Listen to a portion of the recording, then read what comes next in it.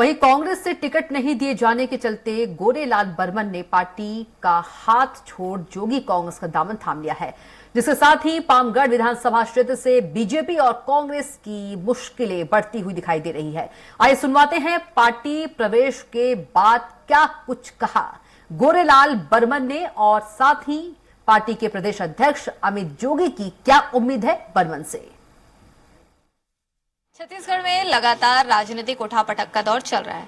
2023 का विधानसभा चुनाव महज कुछ दिनों में प्रदेश में होने जा रहा है। हर बार की तरह नेशनल पार्टियां तो इस बार मैदान में है ही, लेकिन क्षेत्रीय पार्टी के रूप में जोगी कांग्रेस एक अलग मील का पत्थर साबित होने इस चुनाव में भरपूर कोशिश कर रही है। कांग्रेस के कुछ लोग जो हैं वो लगातार जोगी कांग्रेस में प्रवेश कर रहे हैं।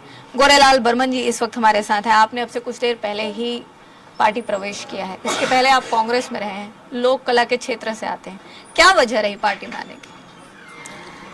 सबसे पहले तो स्वराज चैनल के आम जनता मतलब गोरेलाल बर्मन के जय जोहार प्रणाम। आज मैं प्रवेश नहीं किया हूं, ये कहना गलत होगा। अजीत जोगी जी ने मुझे कांग्रेस प्रवेश कराया था जब छत्तीसगढ़ राज बनी थी, जब वो मुख्यमंत्री बन के आए थे।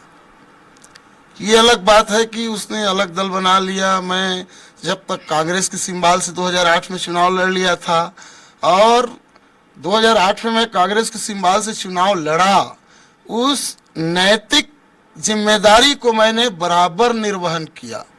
अजीत जोगी के जिंदा रहते तक मैंने उनके पास नहीं आया। कांग्रेस वालों को इस बात को समझना चाहिए। कांग्रेस को मैंने 20 साल समय दिया। अभी 2018 में मैं मात्र 3000 वोट से हारा हूं। पामगढ़ विधानसभा क्षेत्र के आम जनता के हक, हकूक, मान सम्मान, स्वाभिमान की लड़ाई हम लड़ रहे हैं। मैं व्यक्तिगत शौक से चुनाव नहीं लड़ रहा हूं, मेरे साथ आम जनता जुड़ी हुई है। उनकी मान प्रतिष्ठा के लिए आज मैं जनता कांग्रेस के बैनर में, जनता कांग्रेस के सिंबल में, आज मैं जनता जनार्दन के दरबार में जा रहा हूं। तो बिल्कुल ठीक है आपका कहना कि आप जनता के आदेश से जनता दरबार में जा रहे हैं। इसके पहले भी चूंकि आप कह रहे हैं कि जोगी जी ने ही आपको पार्टी प्रवेश करवाया था, फिर जोगी जी की अलग पार्टी बन गई, तो क्या ऐसी विचारधारा में भिन्नता रही जिसकी वजह से आप तब कांग्रेस में गए और आज फिर आपका जोगी कांग्रेस? विचारधारा में भिन्नता बिल्कुल नहीं थी, ये तो नैतिक जिम्मेदारी थी। जिस पार्टी ने मुझे पहले बार सिंबल दिया, मैं उसके साथ गद्दारी नहीं कर सकता।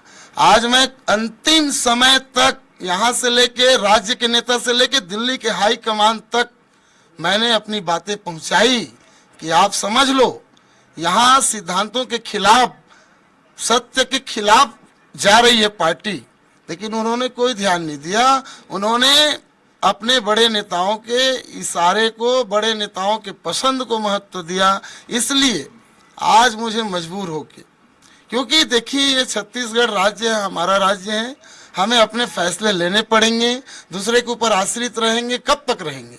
इसलिए मैं आज जोगी जनता कांग्रेस के सिंबल लेकर के, अभी तो पार्टी ने बी फार्म जारी नहीं किया है, अगर इन्होंने बी फार्म देगा तो मैं इनके बी फार्म से चुनाव लड़ूंगा। तो बिल्कुल आपके कैंडिडेट कह रहे हैं कि आप बी फॉर्म देंगे तब वो चुनाव लड़ेंगे। लगातार क्षेत्रीय पार्टी होने का, मजबूत पार्टी होने का दावा कर रहे हैं। पिताजी ने पहली बार प्रदेश की कमान जो है वो संभाली थी, अब आप? जी, इन्होंने बोला बी फॉर्म मैं दूंगा। बी फॉर्म मैं नहीं दे रहा हूं। बी फॉर्म, ए फॉर्म, सारे फॉर्म, फुल फॉर्म पामगढ़ की जनता ने इन्हें दे चुकी है। मैंने जो इतनी बड़ी बात बोली है कि अगर गोरेलाल बर्मन जी वहां से चुनाव जीतते हैं, नहीं जीतते हैं, और इन सब पार्टियों की जमानत नहीं जब्त करा के जीतते हैं, तो मैं अपनी राजनीति भी छोड़ दूंगा। ये मैं केवल डींग नहीं मार रहा हूं, मैं बहुत कम इस तरह की बातें कहता हूं। कल एक बार बोला था, आज एक बार बोल रहा हूं। पर आप ये देखेंगे, सर्वे देखेंगे, जो सर्वे हुए हैं, ऐसे बहुत कम प्रत्याशी हैं जिनकी लोकप्रियता, व्यक्तिगत लोकप्रियता पार्टी की लोकप्रियता से भी अधिक है। ये उनमें से एक है। और इस बात को अगर कांग्रेस पार्टी नहीं समझ पाई, और क्यों समझेगी? कांग्रेस के सारे जो फैसले हो रहे हैं, आपने देखा जो बी फॉर्म सब आते हैं वो कहां से आते हैं? दिल्ली से आते हैं। लेकिन हमारे जो बी फॉर्म है, ये हमारी छत्तीसगढ़ की जनता तय करती है। ये फर्क है।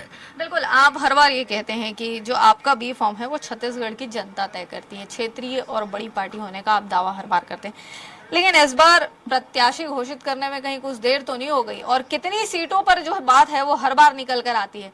तो पहले चरण में 20 सीट तो पूरे नहीं हो पाए, फिर अब दूसरे चरण की बारी है, कैसे क्या देखते हैं? 20 सीटें पूरी हो चुकी हैं।